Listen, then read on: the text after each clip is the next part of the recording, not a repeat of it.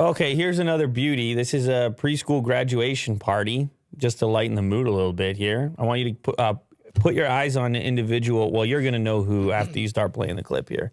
You're going to know exactly where your eyes are supposed to go. As this guy is absolutely feeling the graduation here. Oh, he's killing it. He's in his own world as well. Yeah. Like, it doesn't matter. No, he doesn't need a partner. What anybody else is up to. He is just zoned. He was ready for this. I don't know. He may have practiced. That's so great. I'm not sure if he practiced what he was going to do when he was there, but it's all very coordinated. Oh, he's killing it.